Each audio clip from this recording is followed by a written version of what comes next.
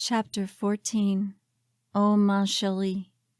I was now smack dab in the middle of a weird, sticky band dynamic drama that I did not understand, but was now forced to comprehend if I had any hope of surviving this night with Voyage.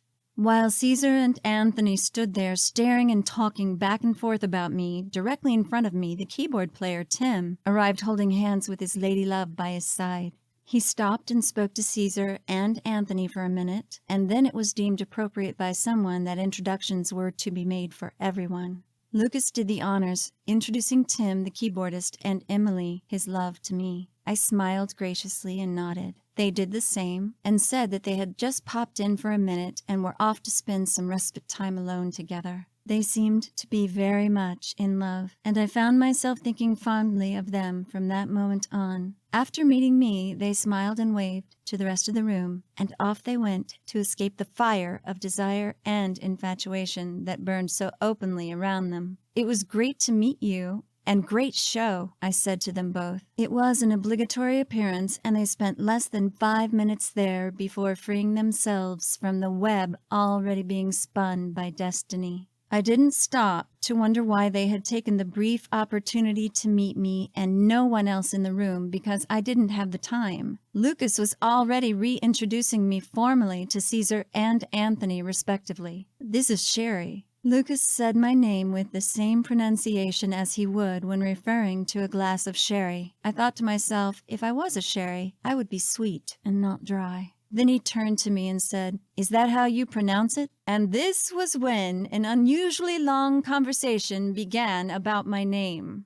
What was the spelling of it, and where were its origins? And was it pronounced Cheri, with an emphasis on the second syllable or the first? I found myself to be the center of the attention of several people in the room, including Caesar and Anthony, so I reluctantly explained my name for them. My mother named me from the French word that she thought was the word for love. It actually means my dear or darling one. When I was in Paris and people would ask my name, they would giggle and smile when I told them. They said that it was the perfect name for me. Je m'appelle Cheri is very entertaining to the French. It's a big crowd pleaser when I say my name is Cheri. I smiled, feeling the excruciating reluctance to continue to speak. Several people chimed in on this account, mostly guys. Those who had taken French or been to France needed to have their say. "So how do you say it?" Anthony asked, with real intensity, emphasizing you, and glancing over at Caesar. "Well,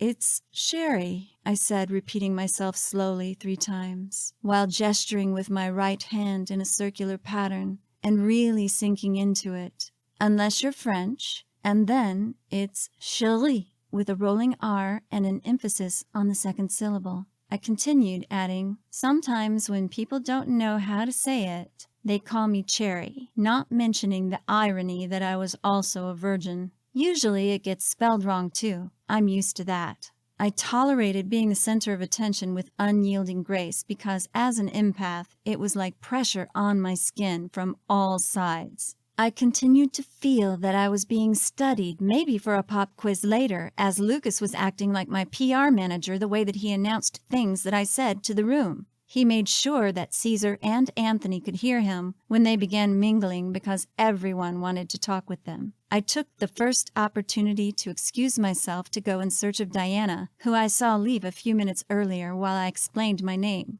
Lucas objected only slightly to me leaving, saying, "Wait a minute, where are you going?" "I'll be right back," I replied, "just going to the loo." My time at the Irish pub had been well spent, waiting in line, bonding with the English and Irish chicks, and learning things. He looked at me, questioning slightly, and I said, "You know, the bathroom." He nodded, saying, "Oh." The energy was swirling like eddies in a river, and people were going into little groups flowing with it. I welcomed the opportunity to escape and catch my breath while exploring down the hall. There was nothing outstanding about the hallway. It was ordinary, with a nondescript patterned carpet, beige walls, and heavy wooden doors with clean lines. I suppose that it was easier to be understated rather than overstated. I found Diana emerging from another room and heading back to the main party. The glow on her face declared that she was feeling great. We just looked at each other like two people sharing a dream who can hardly believe what has happened. Speaking briefly, passing in the hall, we agreed with a thumbs up that so far everything was amazing. Exploring further, I ran into a welcome diversion in the form of an Irishman named Colin, who needed change for several large Deutschmark bills. Like any Irishman worth his salt, he said it was his business to find and acquire better beer, and in this case, he planned a beer run. He was complaining about the beer selection, and I duly commiserated with him over the apparent lack of understanding on the part of the American crew. We agreed that they were in one of the great beer capitals of the world and should take advantage of the German beer while here. For whatever reasons, he trusted me and gave me several large DM bills so that I could get smaller ones for him. Feeling validated with a purpose, I had a legitimate reason to walk around, stretch my wings, and not be relegated to sitting next to Lucas on the couch. I sashayed back into the main party and told Lucas that I was making change for Colin. This seemed to satisfy him for the moment, and discouraged him from trying to control my every move. I walked innocently into a side room out of the main party and found Anthony there talking with someone that I didn't know. As I entered the room, the intensity of the energy shifted instantly as Anthony looked over and focused his complete attention directly on me. Approaching as if on air, I watched him, our eyes drawn together, taking each other in effortlessly. His pupils dilated as he made a subtle gesture, and the other guy turned to leave. I took the opportunity to ask the stranger if he had any change, to which he replied yes, and we quietly made the exchange before he left. I thanked him while Anthony observed, with some amusement, at my banking skills, I'm sure.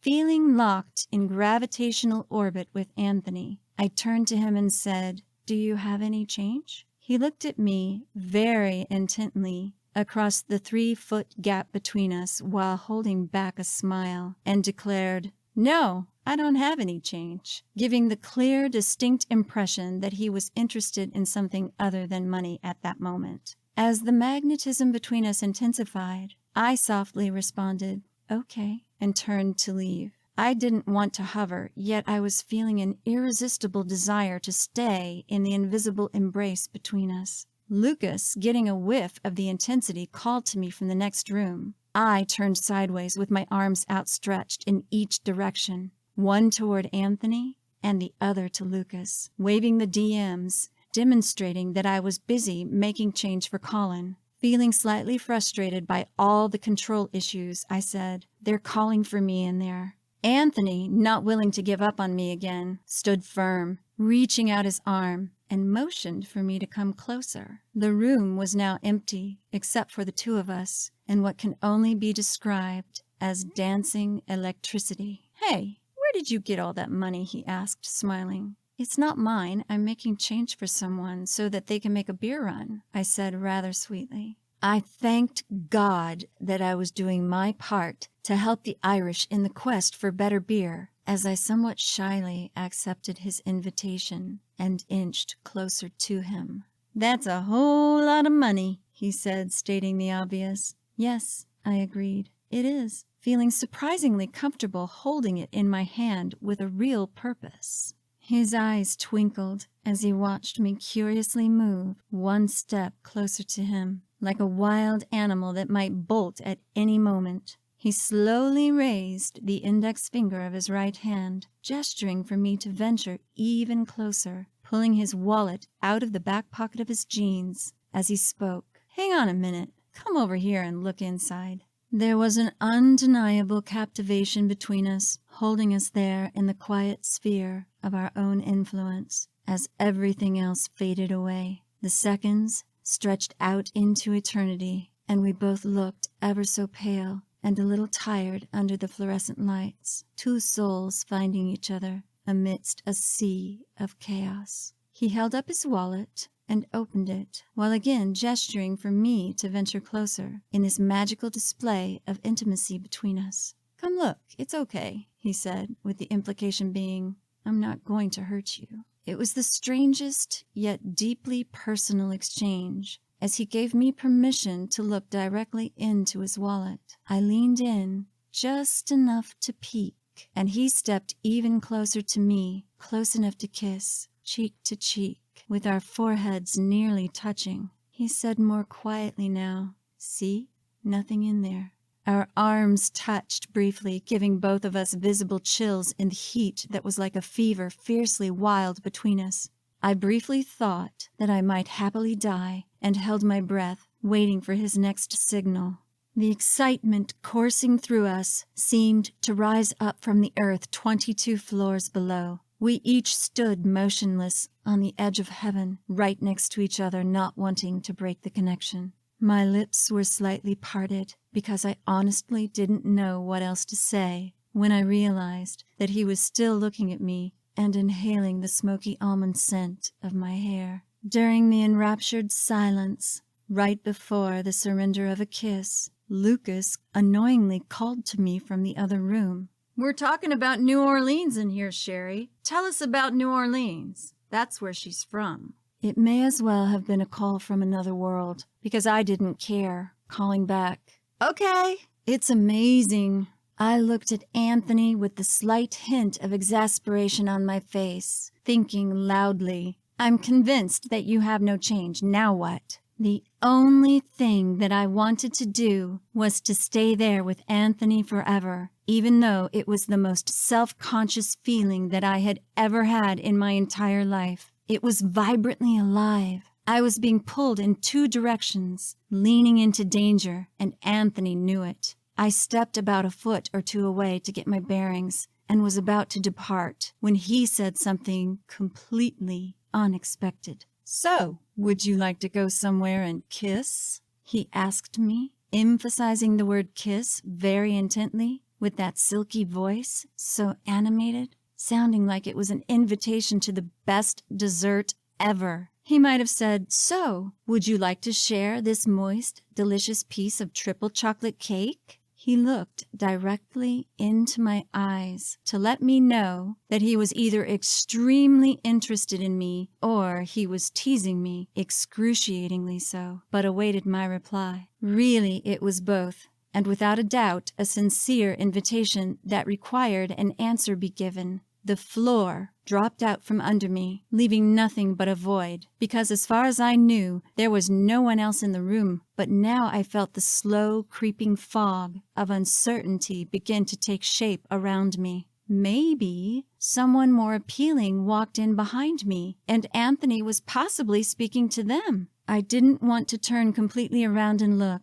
as I diverted my eyes ever so slightly to see if anyone else was in the room with us. The idea of kissing was a great one, but at the same time, I needed to abate my precarious lack of certitude that he was talking to me. As if sensing this, he looked into my eyes and said, "I'm talking to you." The silence was deafening. I wondered how in the world I could possibly respond to this. His eyes were wide, waiting for me to give him the simplest indication, a yes, no, or maybe, perhaps. He had spoken the unspoken that he wanted to kiss me as the clock was ticking, and my mind was a complete blank. Reveling in the shock, I watched the seconds slip away, one by one, into the chasm beneath my feet. It was with sheer authenticity, not knowing what else to say, that I took a deep breath, muttering, slightly looking side to side, and measured my response. Then with certainty, using the same tone of voice that he had used, I said, "Sure, sounds good." Anthony smiled and was obviously pleased. Thor's hammer had hit the ice and it was shattered. We both knew what we wanted, and he did very specifically say kiss. It was like the G-rated version of sex, drugs, and rock and roll, and it was a grave relief to me that he knew there was a line not to cross. He smiled with a hint of admiration because I kept him guessing, maybe just a little too much. Then, as if on cue, in a play of the absurd, Lucas called for me again with more urgency. "I should get back in there," I said, leaving Anthony standing alone, I'm sure, feeling very perplexed, although that was not my intention. This was the kind of dysfunctional power dynamic that reminded me of my parents, as I was trying ridiculously hard to keep the peace between the two factions of the band, while simultaneously reeling from what had just happened. Unable to show it, I realized that my feelings for Anthony were returned in the form of mutual attraction, with the very real possibility of love hanging in the balance. Because with me, it was always about the love. I didn't mess around with subterfuge or waste my time with games when I felt this way for someone. I knew the feeling in myself, what it represented, and had witnessed it reach into a counterpart and merge there in the heart space, where there was a home waiting for it. That home was a mutual need for acceptance, to find a part of oneself in the other, something to fill in the missing gaps and replace the missing piece of the puzzle of the true self. Self-sufficiency and fierce independence aside, I longed to be able to share the softer part of my heart with someone, and he was a willing recipient, just as I was for him. Underneath the stereotypical, it was too real, too authentic, too unconscionably taboo to want to merge so completely with another person, but that was the driving force behind the attraction. The physics of harmonic resonance at play when perfectly imperfect people resonate so strongly with each other that they become quantumly entangled. This possible recipe for blissful disaster can take over when each uniquely fills a need in the other that no one else can fill in that time and place. For some, it could last a lifetime, and for others, only a moment. But for those who experience it, it leaves an indelible impression on the soul. Romance is laughable when staring into the face of love and co-emergence. This was about coexisting in that mutual state of oneness with the other, in surrender to the ineffable that gives life in the form of love. I wanted so much to leave the party and run away with Anthony, just the two of us, to explore the city streets together, stopping only to kiss, reflected in shades of neon blue and green. I wanted to talk about everything in life that really mattered to each of us, but I remained silent. I understood that caution must be used in the current situation, with my every move being scrutinized by Lucas or Caesar. Anthony was much older, but that was nothing new to me, as our ages were not discussed. We were lost in the moment now, to only each other, when he followed me back into the party. I could tell he was feeling nervous and tense, on guard by the way he moved, but not with me. Rather, he was protective of himself around the others in the current situation, hiding his heart. This made him appear somehow slightly off-center, and perhaps a little bit cavalier. I was always looking for the deeper connection, always searching for the one. He saw this aspect of me reflected in the way that I didn't throw myself at him, and in fact did the exact opposite. With Destin, I learned the intrinsic complexities of the human spirit as it translated itself into art, because we were both artists.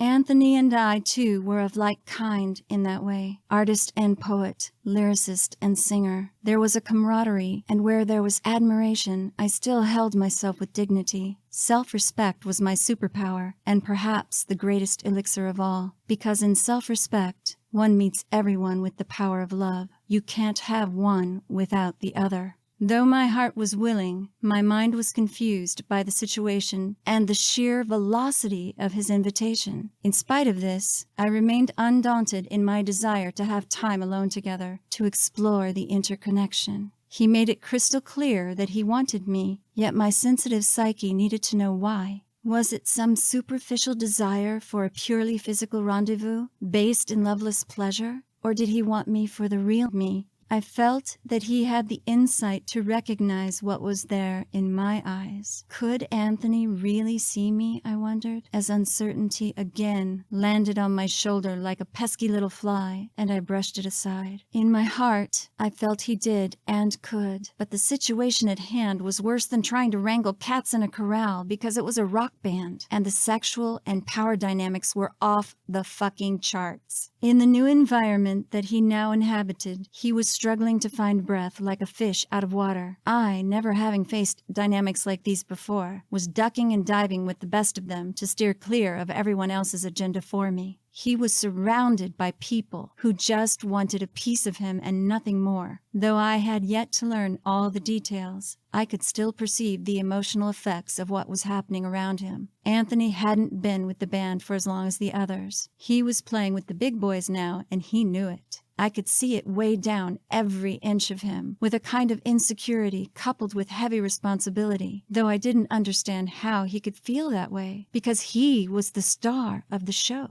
He was the voice of the music. Everything revolved around his soaring vocals, even the guitar, which is why Caesar couldn't help but resent his presence. Of this there was no doubt. No matter how great Caesar was on the guitar, Anthony's voice would always outshine him, because that is what a great singer does. The vocal instrument is the most powerful because it is made of flesh and bone, and is in fact a living instrument. It is the singer who brings it all together and is the band's connection to the audience. Caesar's envy and jealousy resulted from Anthony's placement as the lead singer by the band manager Rennie, who insisted that they replace the previous singer with him. Anthony was an instant rock star. No matter what he did to show his virtues, it would never be good enough for Caesar, whose own talent was equal by measure. I witnessed this dynamic while they were on stage together, and could see right through the social facade when they were off stage together. It was in stark contrast to the dynamic between Freddie Mercury and Brian May of Queen, who had a healthy respect and great affection for each other. I was a keen observer of the silent language of the unconscious, played out through body language. My aspiration to be a professional singer demanded that I pay unyielding attention, discerning everything, and, as I later discovered, my IQ was higher than average, so my ability to comprehend was exemplary. Like so many brothers, the relationship between Anthony and Caesar was based on an unhealthy competition driven by the need to be accepted for Anthony. For Caesar, it was fed by the need to be seen for his talent in his own right, and not as second best to the new singer. I was there to discover the person behind the rock star. It was my desire to know the heart and soul of both Caesar and Anthony. Back at the party, Lucas gave me some smaller DM bills, which I passed along to Colin the Irishman, who had come back while I was being propositioned by Anthony in the adjacent room. I had fulfilled my part of the quest for better beer, which made me golden in his eyes. Lucas insisted that I sit down and relax. This proved insatiably difficult, bordering on impossible. How could I sit down or relax when the guy that I admired so greatly for his talent as a singer, who I desperately wanted to know, had just invited me to run off somewhere and kiss? As I sat down, the games swirling around me intensified, and the invitation sunk in more deeply. Jesus, what was I supposed to do? Someone had already summoned Caesar to go elsewhere because there was a girl waiting to see him, which was business as usual. Anthony, back in the smoky party room, sat down in the far corner looking somewhat anxiously at me as I placed myself next to Lucas on the couch, as requested. It seemed like there were miles between the two of us, and the worst of the small talk began as we stared at each other intermittently across the room, wondering how to proceed. I honestly didn't know, and was looking to him for any kind of sign.